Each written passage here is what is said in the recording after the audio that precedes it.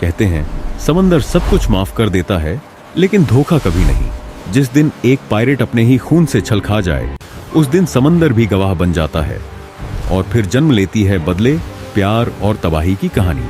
रात का समंदर अजीब तरह से शांत था, इतना शांत कि डर लगने लगे। आसमान पर आधा चांद था, जैसे किसी राज को छुपाने की कोशिश कर रहा हो। समंदर के बीचों बीच खड़ा था एक जहाज, ब्लैक टेम्पेस्ट जहाज के अगले सिरे पर खड़ा था एक आदमी जिसकी आंखों में आग थी और चेहरे पर जिंदगी से टकराने की जिद। उसका नाम था आरव। उसके हाथ में एक पुरानी बोतल थी जिसके अंदर बंद था एक जला हुआ कागज। आरव ने समंदर की तरफ देखते हुए गंभीर भारी आवाज में कहा, अगर किस्मत ने मुझे यहाँ तक पहुँचाया है तो यकीन मान, मैं अधूरी कहानी बनकर नहीं मरूंगा। या तो इतिहास लिखूंगा या इस समंदर को लाल कर दूंगा। वाह कप्तान, इतना इमोशनल डायलॉग मार दिया कि अगर समंदर को समझ आ गया तो वो भी रो पड़ेगा। कबीर, अगर तू एक दिन चुप रह गया ना तो मुझे शक हो जाएगा कि तू जिंदा नहीं है, तू मर गया है। ऐसा जुल्म मत करो कप्तान, बोलना मेरी आत्मा है और खाना मेरी पूजा। अगर ये दोनों नहीं रहे तो तब समझ जाना मैं मर गया हूँ। उसी वक्त जहाज के नीचे से लहरों की तेज आवाज आई। एक और शख्स आगे बढ़ा, चुप, गंभीर, आंखों में अनुभव। राहुल धीरे लेकिन सख्त स्वर में बोला, हम उस जगह के करीब पहुंच रहे हैं जहां से ज्यादातर पायरेट वापस नहीं आए। हमें यहाँ बहुत होशियार रहना होगा। मतलब रिटर्न टिकट नहीं है? अरे यार, मेरी तो अभी शादी भी नहीं हुई है राहुल भाई। मैं क्या बोलता हूँ, जहाज को वापस ले चलो। वापसी की टिकट तो है, बस जिंदा रहने की गारंटी नहीं। और वैसे भी तू जिंदा रहे क्या करेगा? क्या तुझे तो कोई लड़की भी नहीं देगा, तू जिंदा भर रांडवा रहेगा। अचानक समंदर में हलचल हुई, पानी के अंदर से नीली रोशनी उठी। आरव की आंखें चमक उठी। यही है नक्शे में बताया गया भूला हुआ रास्ता। इसका मतलब हम अपनी मंजिल के बहुत करीब हैं। उसी पल एक छोटी नाव अंधेरे से निकली। नाव पर खड़ी थी एक औरत, काले कोट में, खुले बाल और आंखों में ऐसा भरोसा जो या तो बचाता है या तबाह कर देता है। इसाबेला। उसकी आवाज ठंडी हवा जैसी थी। इसाबेला बोली, अगर उस रास्ते पे जा रहे हो तो या तो मेरे साथ चलो या वापस मुड़ जाओ, इस रास्ते में बहुत खतरा है। आरव ने उसे देखा और पहली बार उसके चेहरे पर हल्की मुस्कान आई। आरव ने कहा, लैल, मैं पीछे मुड़ने वालों में नहीं हूँ और अजनबियों पर भरोसा करना मेरी सबसे बड़ी गलती भी रही है और मैं एक गलती दोबारा नहीं करता। तो आज एक और गलती कर लो कप्तान, क्योंकि जिस खजाने की तुम तलाश कर रहे हो उस पर सिर्फ समंदर नहीं, लोगों का खून भी चढ़ा है। कप्तान, ये लड़की खतरनाक है। मुझे खतरनाक चीजों से ही प्यार रहा है। इसाबेला हल्की सी मुस्कुराई। समंदर की लहरें अब पहले से ज्यादा बेचैन थीं, जैसे आने वाले तूफान की खबर दे रही हों। ब्लैक टेम्पेस्ट धीरे धीरे आगे बढ़ रहा था और उसके बगल में चल रही थी इसाबेला की छोटी लेकिन तेज नाव। कबीर रेलिंग पर झुका हुआ नीचे झांकते हुए घबराए लेकिन मजाकिया अंदाज में बोला, कप्तान, एक सवाल है। अगर ये लड़की हमें धोखा दे दे तो मैं पहले डर से मरूंगा या समंदर हमें पहले खा जाएगा? अगर तू चुप रहा तो शायद हम जिंदा बच जाएं। तेरे पास इतनी बातें आती कहां से है? तेरा मुंह नहीं दुखता क्या? वाह, मतलब मेरी शहादत जरूरी है। मैं मानता हूं कि मैं ज्यादा बोलता हूं, लेकिन मेरे बोलने से सब हंसते हैं। मैं माहौल को हल्का करता हूं। आरव अब तक इसाबेला को देख रहा था। उसके चेहरे पर भरोसा और शक दोनों एक साथ थे। आरव ने आवाज लगाई, अगर हमें अपने साथ ले ही आई हो तो अब छुपा क्यों रही हो? बताओ, तुम कौन हो और क्यों जानती हो उस रास्ते को जिसे समंदर भी भूल चुका है? इसाबेला की नाव पास आकर रुकी। वो कूदकर ब्लैक टेम्पेस्ट पर आ खड़ी हुई। उसकी आंखों में अंधेरा था लेकिन आवाज बिल्कुल साफ थी। क्योंकि वही रास्ता मेरे पिता की कब्र तक जाता है, तो मेरे पिता इस रास्ते पर गए थे लेकिन वापस नहीं लौटे। मतलब ये फैमिली टूर नहीं है, ये इजाबेला के पिता को ढूंढने का सफर है। अब आएगा कहानी में मजा। नहीं, ये बदले की यात्रा है। इस सफर मैं मेरे पिता को मारा था, मुझे उससे बदला लेना है जिसने मेरे पिता को मारा था। बदला? तो फिर हम एक ही तरह के लोग हैं। मुझे भी बदला लेना है, किसी अपने को खोने का बदला। रात गहरी हो चुकी थी। जहाज पर मशालें जल उठीं। इसाबेला डेक पर बैठ गई और पहली बार अपनी कहानी सुनाने लगी। इसाबेला बोली, मेरे पिता एक पायरेट थे, लेकिन आम पायरेट नहीं। वो उन लोगों में से थे जो खजाने से ज्यादा वफादारी को अहमियत देते थे।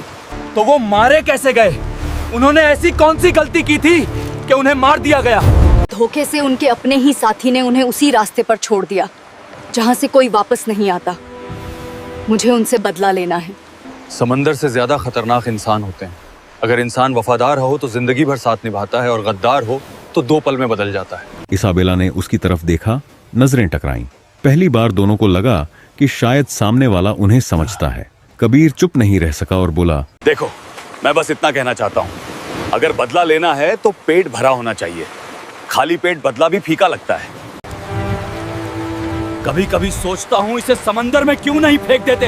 इसकी बातों से मेरे सिर में दर्द होता है, क्योंकि मैं कहानी का कॉमिक रिलीफ हूँ और बिना मेरे ये सफर डिप्रेशन में चला जाएगा, इसीलिए मुझे कॉमेडी करने दो। इसाबेला पहली बार हंसी, हल्की सी लेकिन सच्ची। आरव ने वो मुस्कान देख ली। अचानक हवा बदल गई, समंदर पर हल्की धुंध छा गई। राहुल चौकन्ना हो गया और बोला, कप्तान, ये धुंध सामान्य नहीं है, ये कुछ अलग है। हमें यहाँ सतर्क रहना होगा। सब अपने हथियार ले लो। हम उस सीमा में आ चुके हैं जहाँ से नक्शे बेकार हो जाते हैं और सिर्फ यादें रास्ता दिखाती हैं। मतलब खेल शुरू हो चुका है। हमें अब होशियारी से काम लेना होगा। मुझे इसी का इंतजार था। अब आएगा कहानी में मजा। उसी पल दूर धुंध में किसी जहाज का साया दिखाई दिया। कबीर फुसफुसाया, कह दो ये भूत नहीं है, प्लीज कह दो। मुझे बहुत डर लग रहा है, कहीं मेरी पैंट गीली ना हो। जय। भूत नहीं, ये वही लोग हैं जो इस रास्ते की रखवाली करते हैं। मैंने सुना है जो इनका सामना करता है वो कभी जिंदा नहीं लौटता। तो आज पहली मुलाकात हथियारों से होगी। हम उन्हें काट के रख देंगे। साथियों, तैयार हो जाओ, एडवेंचर शुरू हो चुका है। समंदर पर छाई धुंध अब और गहरी हो चुकी थी। ऐसा लग रहा था जैसे ब्लैक टेम्पेस्ट किसी और ही दुनिया में प्रवेश कर रहा हो। लहरों की आवाज दब गई थी और उसकी जगह एक अजीब सी खामोशी ने ले ली। कबीर ने चारों तरफ देखते हुए धीरे से कहा, मैं बस ये कंफर्म करना चाहता हूँ, अगर अभी कोई डरावनी आवाज आई तो भागने की इजाजत होगी ना? अगर भागे तो सीधे मौत की तरफ भागोगे। वो समुद्र के रक्षक तुम्हें जिंदा खा जाएंगे। अब फैसला तुम्हारे हाथों में है। अरे भाई, यहाँ तो हर जगह मौत है। मैं क्या करूँ? तो फिर मैं यहीं लड़ूंगा, डर के साथ ही सही। आरव आगे बढ़ा। उसकी नजरें धुंध को चीरने की कोशिश कर रही थीं। आरव गंभीर स्वर में बोला, इसाबेला, ये कौन लोग हैं? इन्हें फॉग रीवर्स कहते हैं। ये पायरेट नहीं है, ये शिकारी हैं। जो भी उस रास्ते से गुजरता है, ये उसे या तो लूटते हैं या जिंदा नहीं छोड़ते। इनकी दी हुई मौत बहुत दर्दनाक होती है। दोनों ऑप्शन बहुत ही अनफ्रेंडली हैं। कोई तीसरा प्लान नहीं है क्या? मैं ही बेवकूफ था जो यहाँ आया। डर के बिना आगे बढ़ना। शायद इन्हें पता नहीं, कैप्टन आरव की दी हुई मौत बड़ी कसाई नुमा होती है। अचानक धुंध के भीतर से एक जहाज उभरा, काला, टूटा फूटा, और उस पर लाल निशान जैसे खून से बना हो। फिर दूसरा और फिर तीसरा। 3 जहाज, हम 4 लोग और एक कबीर जो किसी काम का नहीं है। एक कबीर? मतलब 3 लोग कमजोर पड़ गए क्या? यहाँ सबसे बहादुर मैं हूँ। आने दो उन्हें, मैं बताता हूँ मैं क्या चीज हूँ। पहले जहाज से एक भारी आवाज गूंजी, वापस मुड़ जाओ, ये रास्ता जिंदा लोगों के लिए नहीं है। आरव ने बिना डरे जवाब दिया, हम जिंदा इसलिए हैं क्योंकि पीछे नहीं मुड़ते। तुम हमें मारना तो दूर की बात है, तुम हमें छू भी नहीं सकते। धुंध के बीच से हंसी गूंजी, तो फिर मरने का स्वागत है। अगले ही पल तीरों की बौछार शुरू हो गई। आरव चिल्लाया, कवर लो। इसाबेला ने हाथ हवा में उठाया। उसकी उंगलियों से नीली रोशनी निकली और एक चमकती ढाल बन गई। तीर ढाल से टकराकर गिरने लगे। कबीर हैरान बोला, ये तो जादू था ना? मुझे पता नहीं तुम मैजिशियन हो। अगर पता होता तो मैं तुम्हारे जादू से एक तोप बन जाता। इसे जिंदा रहने की जिद कहते हैं मेरा। जादू किसी की तोप नहीं बनाती, ये हमें मुश्किल वक्त में बचाती है। राहुल ने रस्सी पकड़ी और दुश्मन के जहाज पर छलांग लगा दी। खामोशी से खत्म करना है। आरव भी पीछे नहीं रहा। वो सीधे सामने वाले जहाज पर कूद पड़ा। तलवारें टकराईं, चिंगारियां उड़ी। कबीर ने इधर उधर देखा, फिर एक तोप के पास पहुंचा। उसने खुद से कहा, अगर मरना ही है तो स्टाइल में। उसने तोप में कुछ भरा और आंख बंद करके आग लगा दी। धड़ाम तोप का गोला सीधे दुश्मन जहाज के मस्तूल पर लगा। जहाज झुक गया। कबीर खुशी से चिल्लाया, देखा, मैं भी उपयोगी हूँ। ये तो ट्रेलर था, पिक्चर अभी बाकी है। उसी पल पीछे से किसी ने उसे पकड़ लिया। अब भी बोलोगे फॉग? रिवर बोला।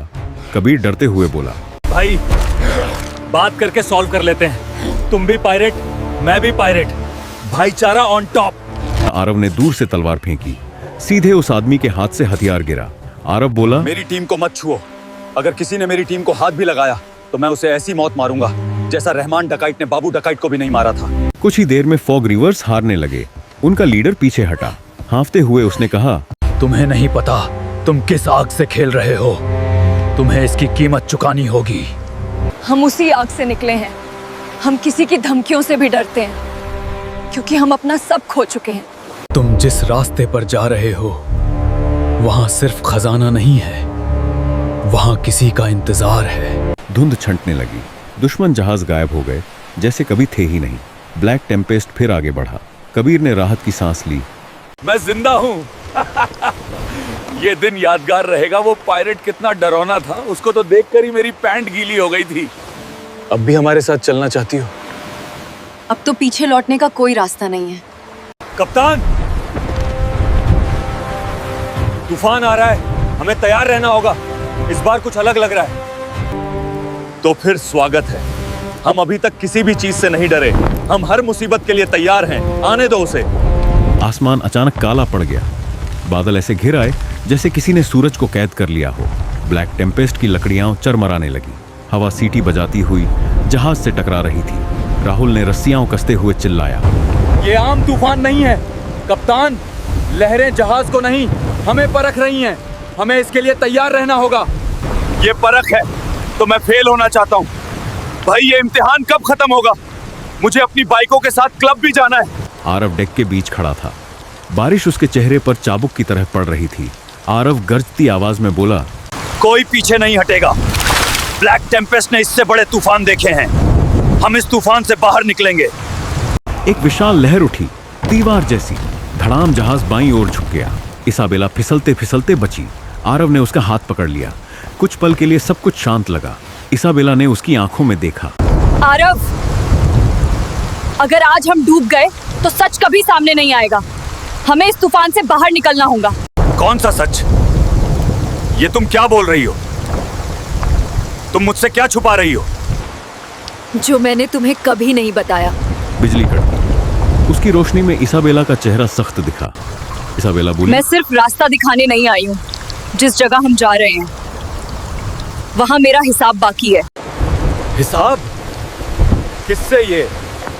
तुम क्या बोल रही हो? मुझे कुछ समझ नहीं आ रहा। उस आदमी से जिसने मेरे पूरे जहाज को डुबो दिया, मेरे परिवार को समंदर के हवाले कर दिया। ये वाला हिस्सा मुझे बिल्कुल पसंद नहीं आया। अब कहानी में ट्विस्ट आने लगा है। अब कहानी नावे मोड पे है।